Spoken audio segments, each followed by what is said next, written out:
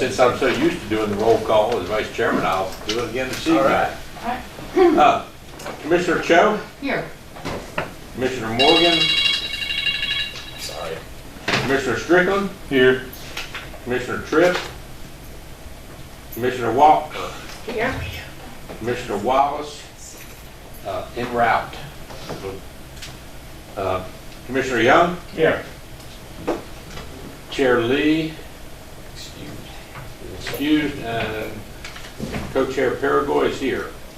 So we have 5, so we have a quorum, it's been established, so we can commence with business. I want to start the meeting so that Teresa will be proud of me with the Redevelopment Commission guiding principles. So we'll start with, tried to get a little close enough so we can see. Thank you, yes. Yeah, you want to Except for start Jamie that? can't see. I will, because I never get to do the first one. I always have to do the last one. We have past, present, future, equal time. Respect others' opinions. Listen to build consensus. Share accurate information, public perception. Okay, I can't say. Stay focused and be action-oriented. Believe. Leave. I know that last You one. know that one, okay, great. Good, well, thank you all.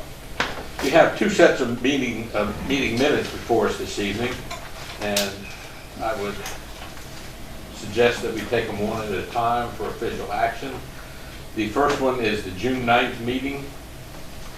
Has anyone had an opportunity to go over, find any corrections or changes that are needed? The camera's pointing here. That's a good thing. Just turn it. Look at it. I read them and I didn't see anything untoward in them. So I move that we accept June minutes. Okay, we have a motion to accept the June minutes as submitted, I'll second that. and we have a second. All in favor signify by saying aye. Aye. Opposed? Okay. The next set of minutes are the August 11th meeting minutes. Any comments, corrections needed to this set of minutes?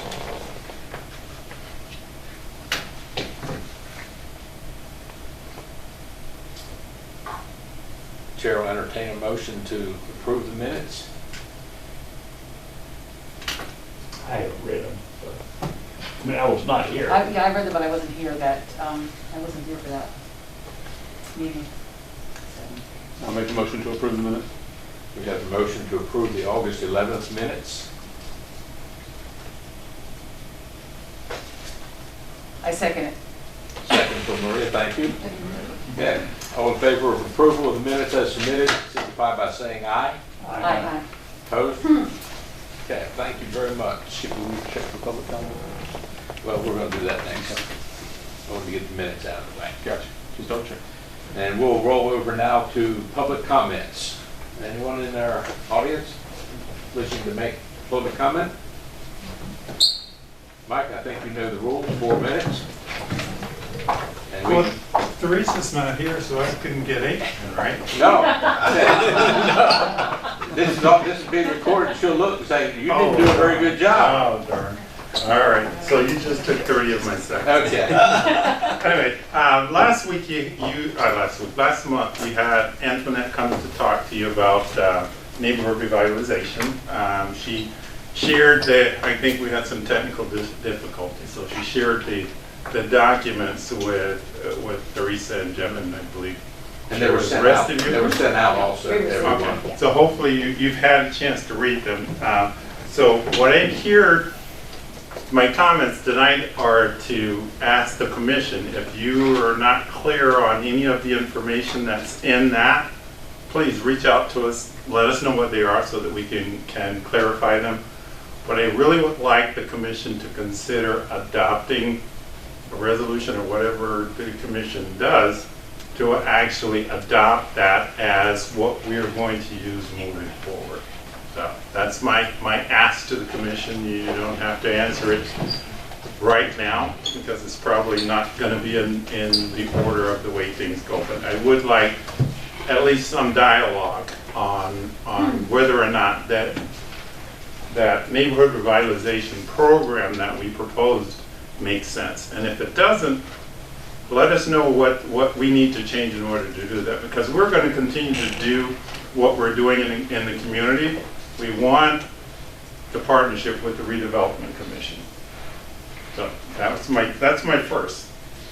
The second is we are working in the focus community right now. As of right now, we have 5 projects that we've identified that we're going to address in the coming months. They're all repairs. 3 of them were storm related, 2 of them are aging in place. It's going to take an investment of about $140,000 for us to bring these properties back to good form and help the folks achieve living into something decent and affordable again. So my other ask for the Redevelopment Commission is that you commit funding to these 5 projects that we're working on at an appropriate level. Hopefully it's going to be significant so that we can say that we're all putting skin in the game as we try and redevelop our focus area. So that's my second ask. Third ask is, I know I'm going to get out of here in a minute, is that we are pulling together all of the other folks that have a stake in that community, and we're going to begin to talk about, from our perspective, shelter. And shelter is going to include everything, whether it's homeownership, rental, homelessness, transition, whatever it is, so that we can have a comprehensive plan that we're going to start now to actually start to make an impact in that community. And the fourth thing is we're going to try and engage the entire community in education, whether that be, as I said, landlord, tenant, pre and post purchase education, financial, whatever that may be. Working with the North Carolina Housing Coalition. I think some of you probably already know Tara Bailey's actually connected with them, so we're looking to them to work with us and the community to bring that education, because that's going to be an important part of helping us redevelop the community. And that's all I have for you this evening. I'll be back. Okay, thank you. Thank you, Mike. Any questions for? I want to question, Mike, on those rehab projects, you said 2 were storm related and 3 were deteriorated? No, It's three, the other way. 3 around. storm related. So are the 3 storm related, are they prior habitat houses? Or are they? No, these are all. So none of the 5 them are habitat houses, Correct. just ones These are that just you've ones in the identified in the community Correct. that they're not able to find any other resources for? Correct. Okay, fine, thanks. So they're new to habitat. Yes. Did you Oh, mention, now I just want to clarify. What we're doing in the community isn't just habitat. This is the community. Our focus is on building new homes, but we're also working with the community to repair homes or help folks age in place. So we're engaging everyone. We're working with Coastal Community Action. We'll work with any and everybody that'll work with us to do what we need to do, because our mission is to build homes, community, and hope. And it's not just new homes. We need to work with everyone in the community. So, and that is really what we're doing. So if we say we're working on a home, it is not necessarily a home that Habitat built. It is a home that someone has a need, and we're trying to address it. I think we had this discussion previously that. Okay, for the record, Teresa, if you see this, I am not going over 4 minutes. Okay. No, you're on answering questions, but you only work on home. Yeah, owner occupied, correct. Okay. Correct. Yeah. did you mention a total cost to the 5 projects and what you expect? Yeah, People like us to- our estimate now is that those 5 homes, and it varies from 40,000, I think, down to 16, but the total is about 40,000. So if we invest like 10,000, and grabbing the number out of the air, into those 5 homes from the Redevelopment Commission, you basically are a full partner in actually bringing those homes back.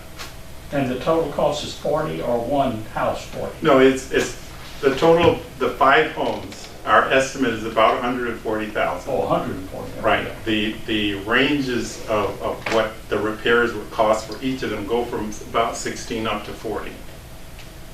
The total's 140. Correct, for 5 homes. And that is not all, that's what we're starting with. There's many others that we're going to be doing over the years to come. But those 5 we know are already set. We've got estimates and we're ready to go. There's many others after that. I guess maybe this is a question for our attorney, but are there any restrictions on the use of our funds for privately owned residents, giving money to a house that is a residence that's owned by someone after our participation is still owned by the same person? Reflecting on that question. It's a good question. So I don't know if there are any specific restrictions placed upon the funds by the Board of Aldermen. I know generally speaking, there is a process for municipalities or subsets of municipalities to give funds to private individuals. That can be complicated. But generally, if a subset of a municipality wanted to give funds to an organization that has a public purpose, that can be done. Reason I raise the question, I'm positive about that kind of thing, but I just don't want to get us all enthused and then hit a barrier that we can't overcome, so. Yeah, any other questions for Mike? Thank you, Mike, appreciate Thank it. you. Is there anyone else like to make comments? Just to follow up on Mr. Williams, and been working with Ms. Antoinette. Couple of the houses, as we walked through the neighborhood, it was 2 senior citizens that we stopped by the house to talk to them, and they had buckets in the house, and so we saw the need, and we relayed it to Mr. Williams and Ms. Antoinette. So just to shine a light that these are senior citizens, no way to pay for the repairs, and they're in desperate need, no family to help them. So any way that, that can be helped would be most appreciative. Jeff, can I ask you about CDBG funds? Because, we had designated CDBG funds for this exact purpose, but I know they have to meet an income level though. Yeah, so, yeah. But do we still have funds like that? Or have we used them all? So we created the program for about 4 years. I forget the number we allocated. We ended up spending all together. It was a substantial amount of money. Just to put it in perspective, through our CDBG program, we spent over $1 million in Dufferfield so far. So the first couple of years, we were really successful in finding people and spending the money. That well dried up, and we ended up having a backlog of funds that we didn't use. Right.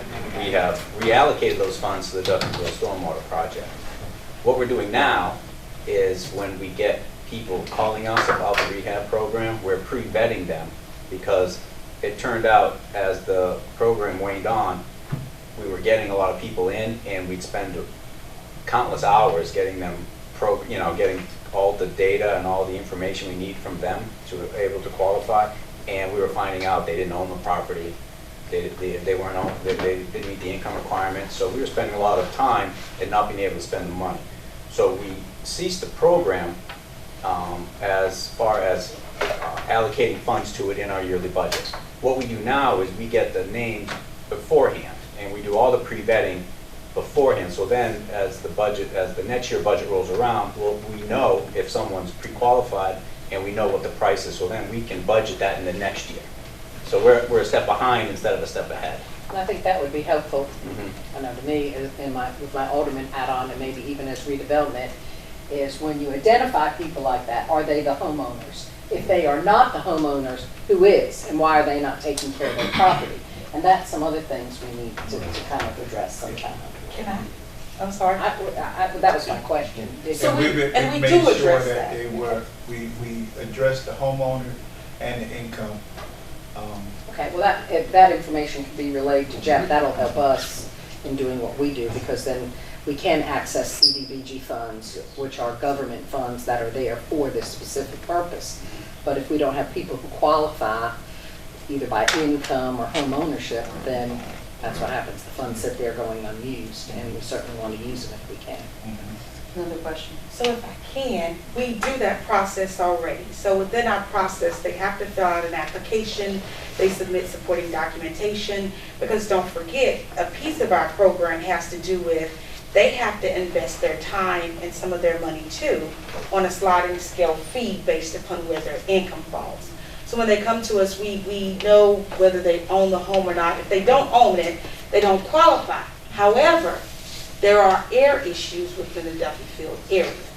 And so we address that through a power of attorney that legal aid work with us on to allow us to enter into that contract with those heirs, with that person having lifetime rights to that house. Well, that needs to be communicated then to Jasper, to a central pool, so that we can find those funds to qualify. If we've got a list of those people who are, you know, have that ability, have a certain income level, then we can at least keep that together.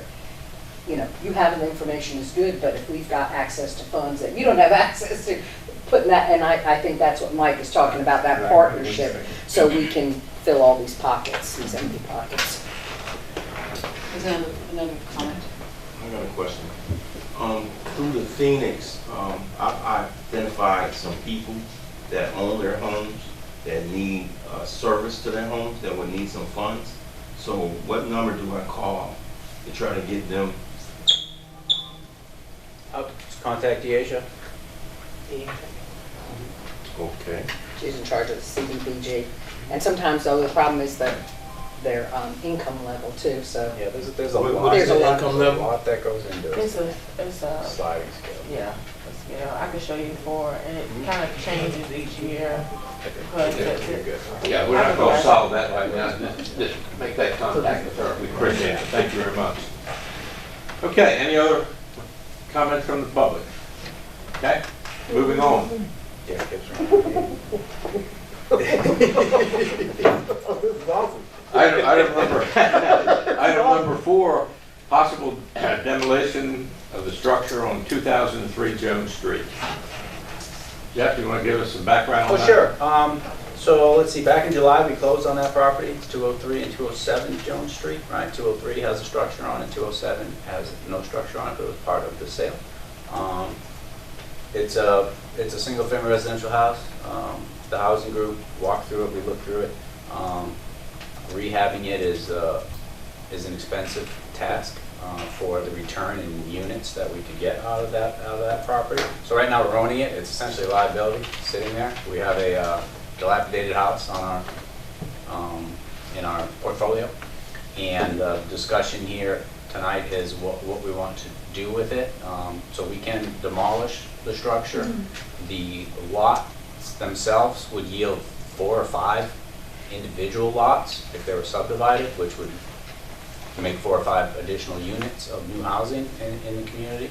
But we need to make a decision whether we want to kind of weatherize it, let it sit, or demolish it, maintain an empty lot until we can build something on it. So that's the gist of the item on the agenda. I'm sure y'all have a lot of questions, but that's kind of what we need to contemplate, whether it's today, next meeting. I understand. And Kip, I know, would like more than anything else to push everything to the next meeting. No, we're not going to do that. We're not kicking this can down the road anymore. Is there any benefit to keeping it? You said, weatherize it, but if it's going to be demolished and the greater good is to build more there, I'd say, why is there a reason not to demolish it? It's a historic house, that's what's the problem. Well, Yeah, the records show that the house was built in 1895, 85, 1895. Wow. Somewhere along in But there. it's not. Are you talking about that big greenhouse? Yeah, it's not an historic district. It's a substantial sum to rehab. yeah, it Upwards of is. 200, I think you get a 1-bedroom and a 2-bedroom out of it if Yeah. you did anything with it. The foundation is. Y'all all know my love for old houses. It's like a dagger to my heart to say this, but I personally looked at it, just walked around it, and even if you rehabbed it, you wouldn't have much when you rehabbed it. That's right. I don't think there's much quality in that Rather put house. 5 families in that one spot that could, who need housing. And Then to- that, I do believe in this case, it is for the greater good. So, do you need a motion for us to demolish it? Yes, we do. We need Or at least give me the, Don't let any of my historical friends hear this, but I make the motion that we demolish. No, with the appropriate motion, there would be to seek bids. Okay. Excuse me, what'd you say, John? Blackmail. This is Sam Jones sitting over here. public works or property. Back in the day. probably, I'll explore demolition options and costs, I think would probably be the The- appropriate motion to come Yeah, back with a cost. Whatever the appropriate motion, I make it. So I think I heard Commissioner Young's motion to be to direct staff, I guess, to pursue demolition costs and estimates for the board's consideration in a certain interval of time. Is that what your I motion think was? that sounds good. How much time do you need? I'll try to come back next meeting. I don't see why I couldn't do it. Within, by the next meeting? Consider that seconded. Okay, we have a motion and a second. I have one question. Quick one question. Just because it is a historic house and I have the same daggers that you have, if at all possible, if we could document as much as possible with some pictures and whatever, to just keep in the archives the fact that it was built in 1885. Let's get some of that historical information and at least try to document it. And, you know, having that is a good reference, could be kept by either the city or by the Historical Society, something, so that in years people want to research or want more information, we've got that. Because I know they've done that to many of the houses that were torn down in downtown. You know, they've documented it pretty well before they did tear it. With the size of that house in that community, I'm sure it was a significant center for that area, so it's worth documenting. Yeah, I would just add, if once you decide to move forward with that demolition, that you just add that it's all documented. Right, okay. And that was directed to you, Jeff, okay. So, again, we have a motion on the table, it's been, on the floor, that's been seconded to direct the staff to seek cost and so forth to pursue demolition of the house on 203 Jones Street and bring back information to us at the next meeting. Any further questions? Okay. All in favor signify by saying aye. Aye. Opposed? Okay, motion is carried. I had to catch that. I had to catch Kip doing it. I really did. It's for the archives, Kip. For the archives? Yeah. The Jones House Oh, pictures. man, I got it. Y'all are in trouble tonight. Okay. Yeah, Kip running me, boy. Okay, the next item on the agenda is consider an amendment to the offer to purchase contract with Kenneth and Mary Allen. Again, Jeff, I'll turn to you for background. I think most everybody is familiar with this. We've been working on this for 7, 8, 9 months. I think our original contract was in April. January. Okay.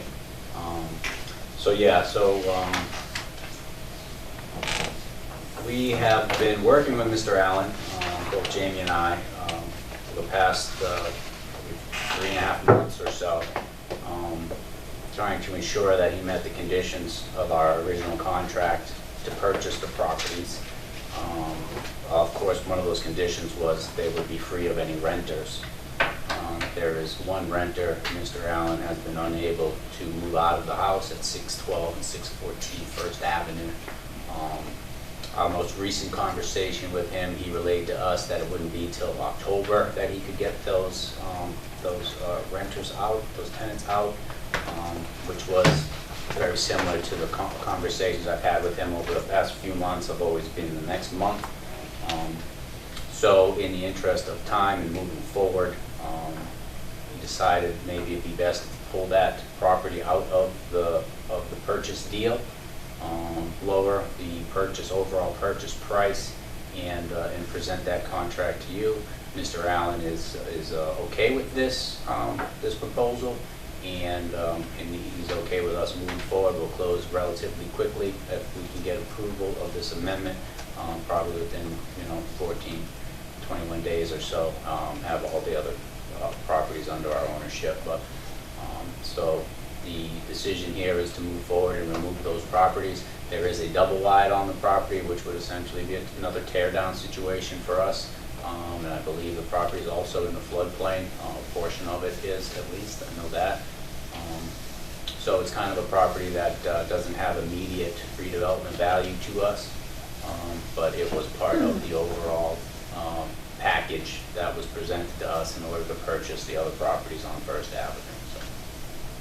Do we have first right of refusal? Is there any way to write into the contract that we would have first right of refusal on these properties before he could sell them? I mean, 612 and 614. Yes, on 612 and 614. Is that? I'm sure we can negotiate that, Alderman Daigle.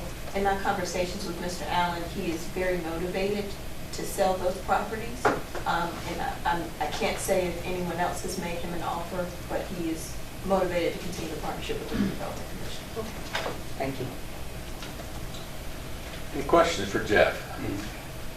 I'm a bit suspicious of some, I mean, I think the deal is good, and I'm just wondering if we buy 3 properties and leave him with 2, if that's going to be an incentive to him to raise the price and or do something else. We're buying it now as a package.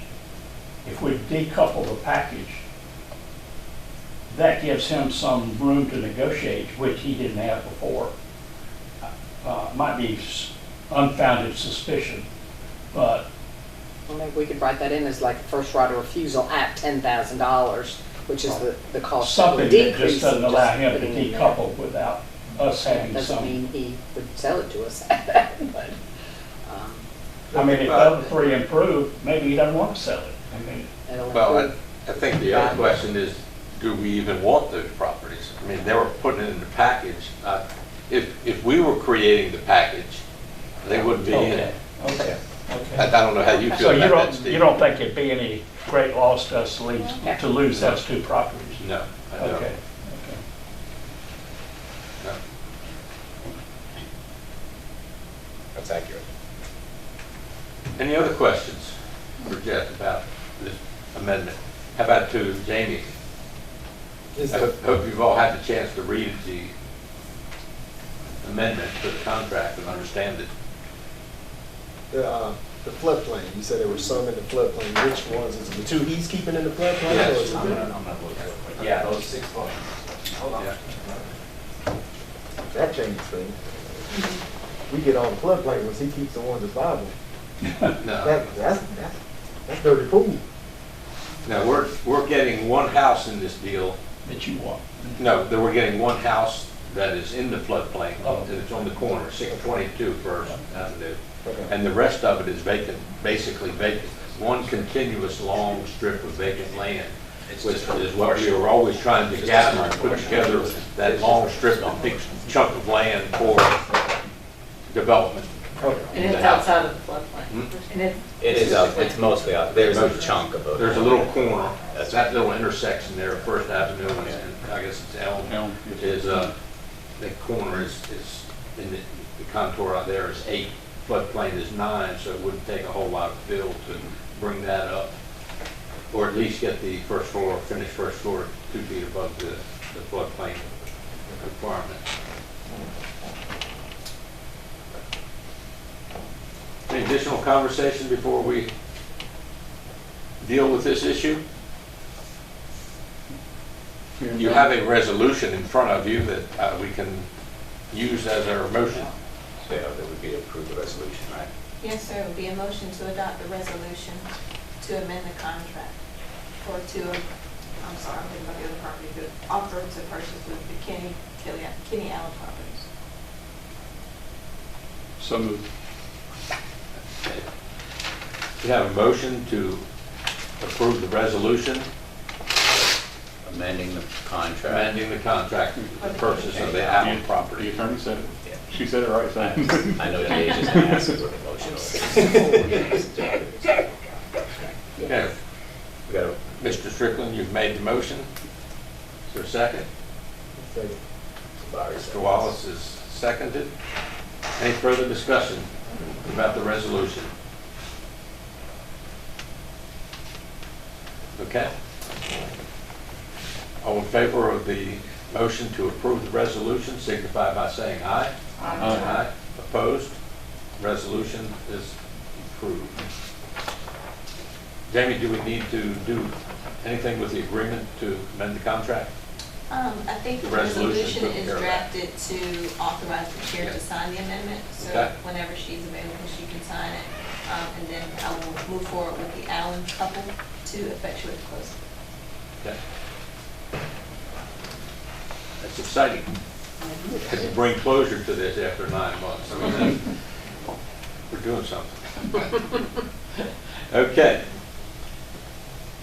The sixth item on our agenda is committee updates. Health and wellness. Sure. Maria and John. Yeah. I'm sorry, Maria, I didn't send you. I didn't send Well, that's okay, that's fine, that's no problem. I was late in getting it done. So we are continuing to meet health and wellness with community partners, including Habitat, NCCU, resident leaders, the health department. Our next big planning meeting is on September 22nd, and I failed to put that in my written report. So we're planning for, as a group, planning for Community Relations Day / Harvest Festival in late October.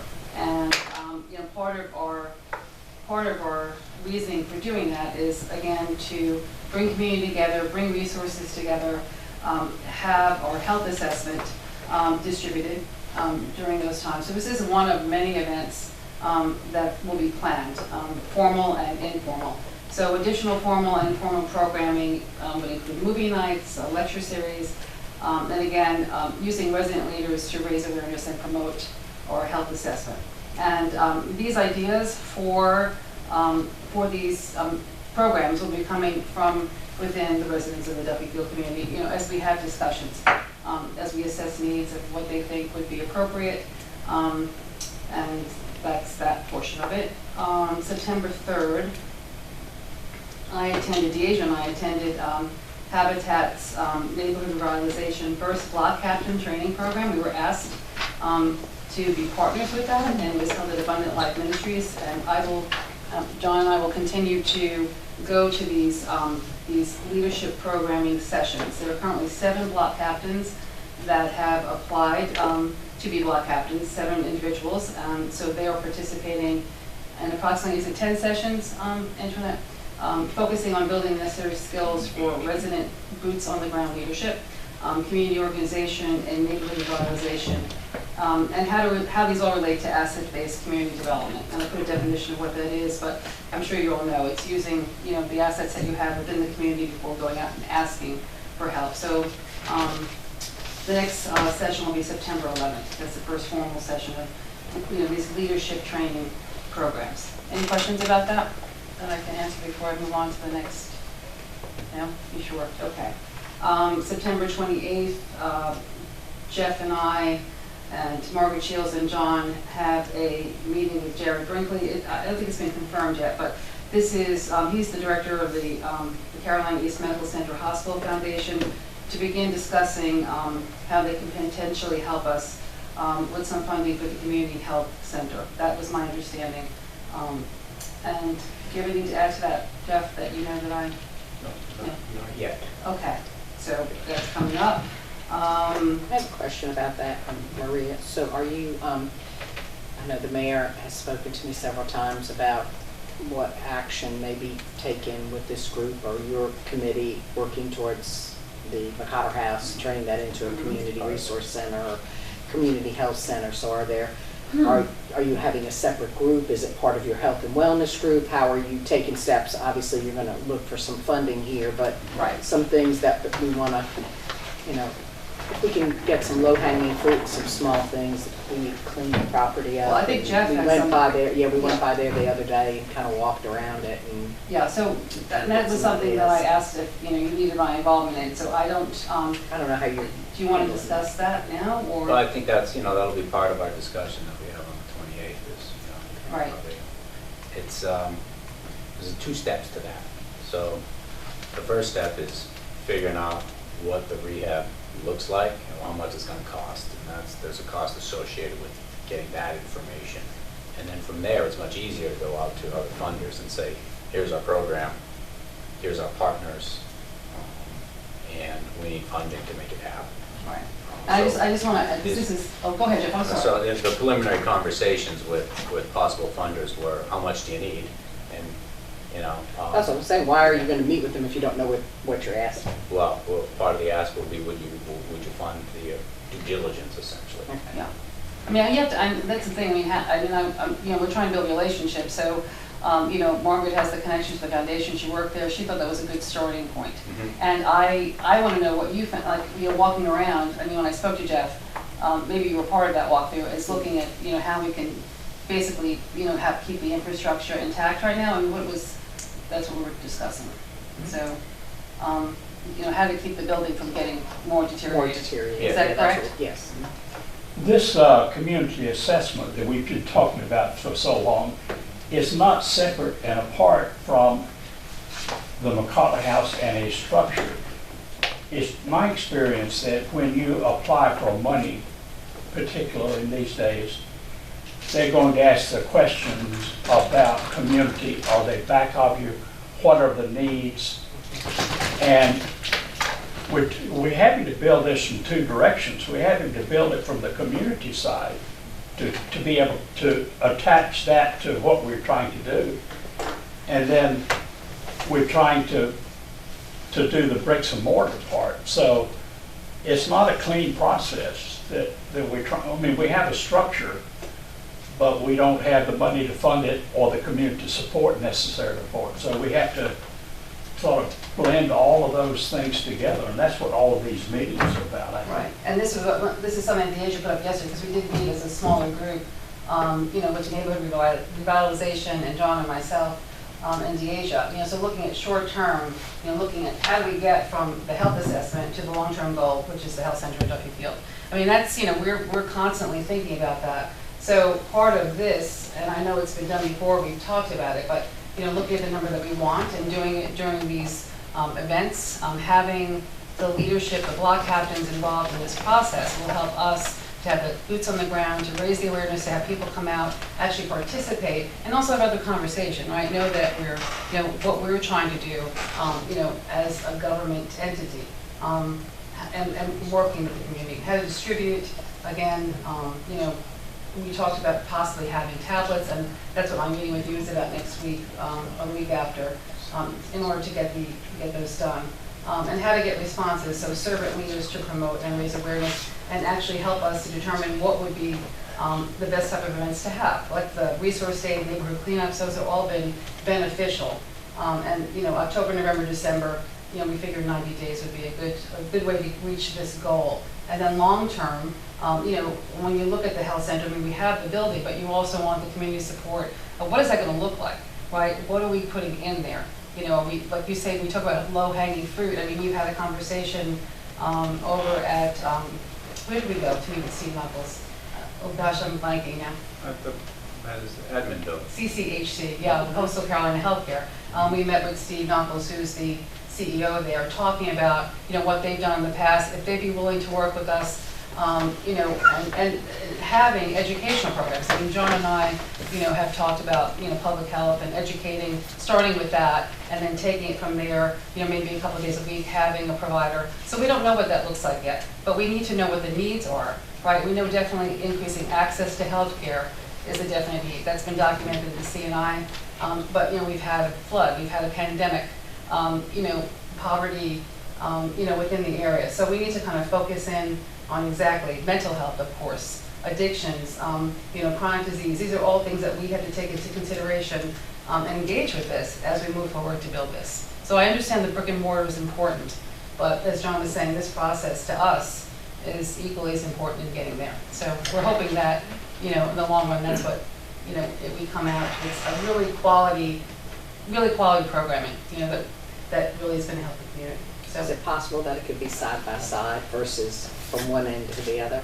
Could it be a side-by-side process? Okay, it's where- collateral now. I mean, Okay. so we're having Yeah, those that's conversations. what we're hoping for. Yeah, and so, and it's, you know, I'm, you know, working with Margaret, you know, when I asked Jeff, would be something for us that would just kind of, you know, pick those individual types of grants that would be appropriate for the work that we're trying to do. And that's always changing, you know, we've talked about things that have been deadlines that we've, you know, been pretty quick that we haven't gotten to, but we're looking at a Duke Endowment, is that correct? Correct. That's a grant that's coming up that may fit the need of what we're trying to accomplish, so. A lot of these grant sources won't fund the whole thing, so it's important that we have the whole program together first, and then we can get pieces from 4 or 5 different funders. And that's why it's important to do all these steps. Where are you against your goal of 300 assessments? Oh, well, we're at 200 and, so, I know, I'm not trying to be flippant. So we have about 28 completed, I believe, and that was from the resource day. But it's a lot harder than you think it is. And that's why, I know. right, I mean, so that's why engaging the community for us and having people that are relevant, that are intentional, that are, you know, leaders in this community that are passionate. I met the block captains, and, you know, they know the history, they're passionate about being there. And so, you know, for us to be invited too is a big step. I mean, you know, it shows trust. You know, we can have conversations and learn from each other and how we can help each other. So I think that that's been beneficial. And then go out and raise this awareness of getting this done. So that is our goal, is to have these events, and NCCU will continue to come down and, you know, help with the actual distribution, you know, because they developed it. So it seems convoluted, but it's not. It's just a matter of working through. There's a lot of moving parts to it. Thank you. You're welcome. John, you have any other comments from? I just wanted to say that I think one of the shining stars that I've seen recently, there are 2. One's Margaret with the hospital, and 2 is Habitat for Humanity's effort in community development and community organization that will help us to not be an outsider when we're asking this. What we're asking for is something that the community and Habitat will help them to understand is for the good of the community. And I just think his program, that Antoinette, is what they're doing is just superb. It is wonderful.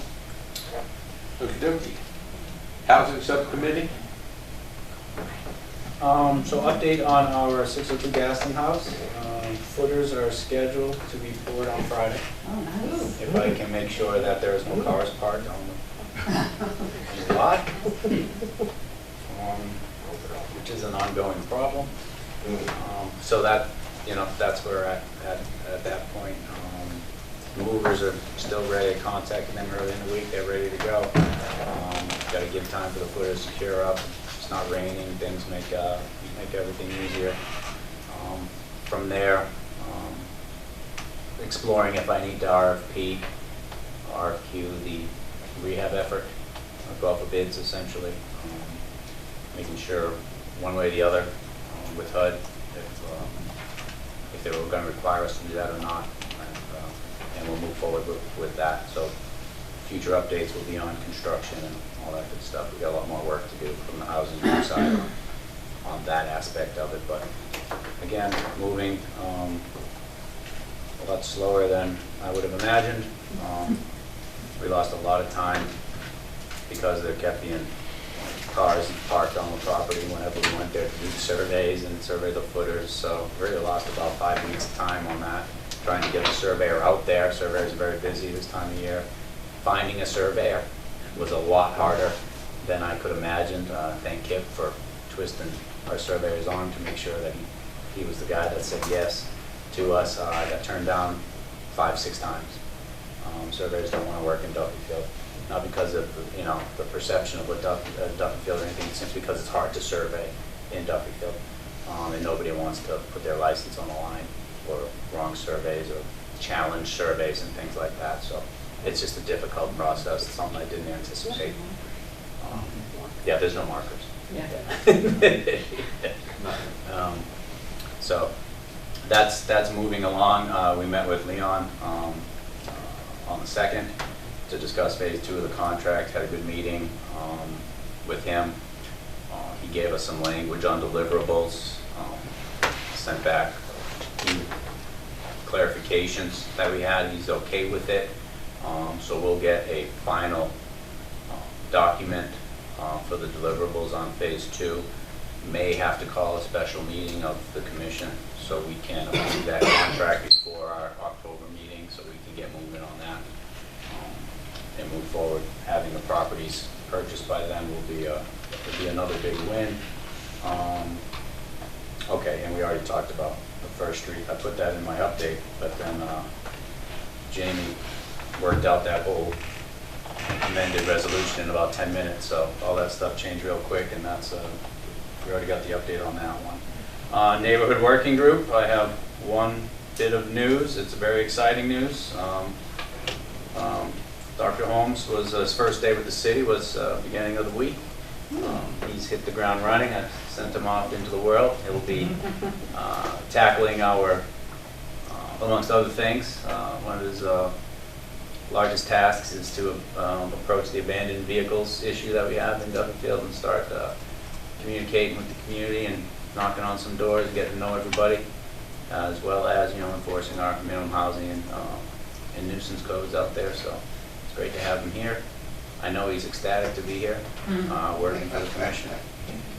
So that's it. If anyone has any questions, I'll fire away. All right. Any questions about? Well, what was the position? I mean, I knew it. So it's a minimum housing nuisance abatement community liaison. Oh, right. He's a slash. I'm thinking I'm nickname him slash. That's impressive. Congratulations. Slash and burn. What's that? That's cool. Oh! Slash is right.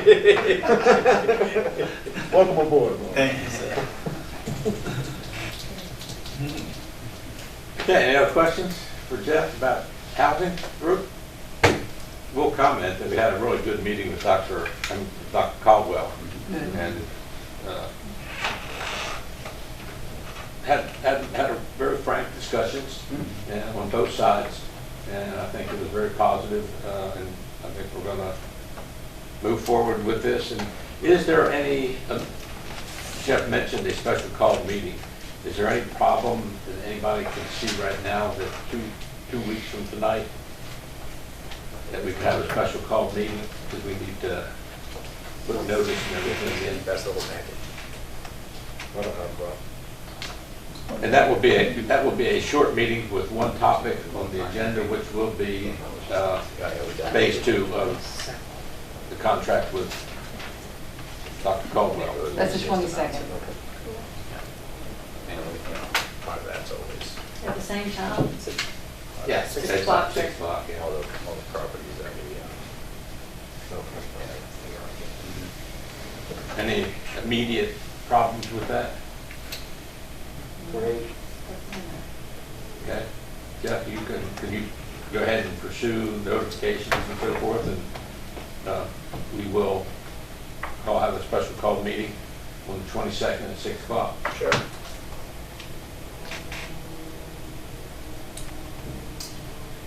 Old business, any old business amongst us? Needs to be addressed. New business? I just have a question. Yeah. So when you went to the walkthrough was this week, did you find anything that was, as far as the McCotter house, that was outstanding, or, I mean, what was your feedback? I didn't make this. The Oh, mayor okay. did our. Oh, I've been in the building many times. Okay. Needs roof, needs windows, just a But we're concerned that, Weatherize it. maybe we need to like board up the windows now that are broken so there's not any further damage. So that was some of our concern with getting it stabilized and at least boarding up the windows. Not that we want to see boarded up windows, but we don't want anyone to get hurt, with additional glass breaking or anything like that, or bad weather, deteriorating inside any more than it already is. So that was some of our concerns. We've done some work in the past with Public Works. There was a tree that was growing on top of it. We removed the tree. There was a fence that was on our property that we had to kind of move over a little bit. But yeah, we'll just move forward. I think I'll move forward with heading back over there and seeing if we can just board it up. The broken windows is relatively new. Last 7-8 months, honestly. The windows have been in pretty good shape until very recently. But I'll take care of that. Okay. Any other comments, questions before we wind this up? Are we in new business over? We're in new business. All right. You got the floor. Gotta say something that you sure head that up. Usually don't talk, but Kip's at the head. I'm gonna say something. Just got two things. During my travels with the state, I actually have the privilege of seeing some innovative things going across. One big thing is trying to stem the teacher shortage that we have in North Carolina, the severe teacher shortage that we have in North Carolina. What a lot of communities are doing, the closest one here is Bern, Pitt's digging into it, Charlotte, Raleigh, all the areas is they're partnering with the city, county commissioners. This is Bern as an example. I got it right here in front of me. State Employees Credit Union loves getting into this kind of thing. Golden Leaf, the school partners of Bern County Schools, they all came together and they're breaking ground in 3 months on a teaching housing complex, which started in the Redevelopment Commission. Okay, it's the partnerships that they're now going in, and this has been proven to get young millennials to come in with the little carrot of housing, subsidized because it's the partnership. But that's how you get teachers to come, stay, hopefully get married. They ain't going nowhere. They don't get married, then you might not see them about so you need to bring equal young men and equal young women. Oh, definitely. Pile them in there together for all I can. But it's just an idea. We've been kicking around, like, what's next? What are we going to do next? And we don't have enough money to do it on our own. But being that we would actually be paying it forward to the actual future of education in this community. Makes sense. Just wanted you to think about it. All right, we have a blueprint in Bern County. I can get the specifics if you want. But it's already happening close to us now. Process. We've talked to Leon about that. Okay, so see, Jeff, you already he ain't saying that. You're the one who brought it up. Oh, all right. I thought I was doing something over here. And then the other thing I just want to say, all right, y'all be good. I was in a meeting earlier, and because of the lack of, I would say, perceived community support in marginalized areas in regards to health and the health approach, health awareness, schools are now thinking about, or the state is thinking about, coming up with a plan with telehealth. With what, I'm sorry? Telehealth. Telemedicine. And what they're thinking about doing, which is extremely cheap on the state's end, you do an RFP for it could be a paraprofessional or it could be a licensed person, but really the person is there to, if you need to take blood pressure, you need to take this, you need to take that. The key to it is Atrium has picked it up in the western part of the state. They're volunteering because they love the idea so much. Along with everybody knows marginalized communities in the school, the first line of defense, the first person they can go to because they can't afford going to emergency room is the school nurse. So the school nurse is not bombarded. They'll bring in an RFP, $38,000 lock, stock, and barrel. And their whole job is so the kid's not taking their own blood pressure or taking their own symptoms of this and that. The doctor's on the other line. The doctor's on Zoom, and mom is either on the phone or on Zoom too. So now instead of the nurse saying, oh, it's a boo-boo, tell mom to pick you up, take you to the hospital, the doctor can actually prescribe. It's beautiful. It's beautiful. But I've raised up and said that we actually have an approach in Creighton County where we're actually trying to do so. So not all of our communities are perceived as not doing anything for. What do you do though when a child is sick and they have to take medicine? In most cases, they need to go home. Or is there like not a quarantine, but an area that they can go to? I think that's a lot of the problem too. Many parents send children to school sick because they either can't stay with them at home or whatever. So that would be my biggest concern in something like that, where you put a child who is deemed sick or needs medicine or something like that. Well, we already have that capability actually in the schools. Right now there's a designated room with an air filter And I hate it. They sit in there by themselves, but they are being watched by an adult. But they sit in there by themselves until mama can come get them, and it is a type of quarantine. So if it's a type of contagious type of thing, they would use that room. The room already exists. But usually they come with bumps, want to see if it's broke. It's usually something minor, but they can't go to the doctor. They can't afford it. So the school nurse is actually the pseudo doctor to give treatment to a large portion of the babies that come out to the school. So that was just kudos to you. Well, there's just to add to that. So when I met Dr. Caldwell, he had talked about that. So when you look at the McCotter, these are all good examples. When you talk about the McCotter House, well, maybe we start out doing educational programs and then having, a telehealth center, where you have it set up where the community can use that. And I know we talked to Margaret about grants for that when we met, I don't know, a couple of months ago.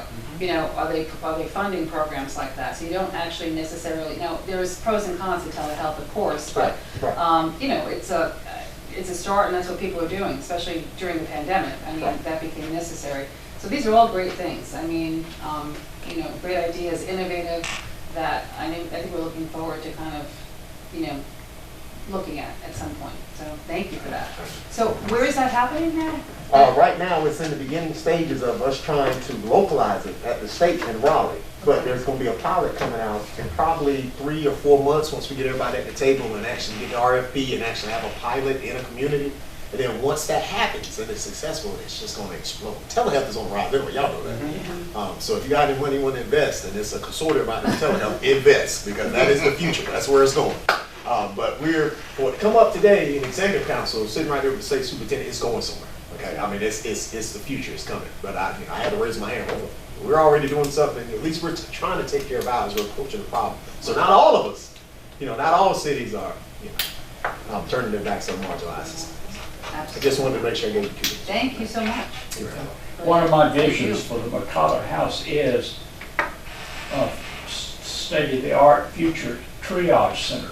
And that's what we're talking about, is how you triage people that keep them from getting into the emergency room and into the system otherwise. And what we're envisioning, I think, is going to be perfect for that. And if we gear our funding for that, the innovative kinds of things, that's where the bucks are going to be. Right. They're not going to fund old-fashioned kind of stuff that nobody wants. So triage is the key word. That is the key word. Add it to the vocabulary. Good job, Okay. Thanks, sir. All right. Any other comments, questions come from the board? If not, we'll entertain a motion to adjourn. Make the motion to adjourn. I second it.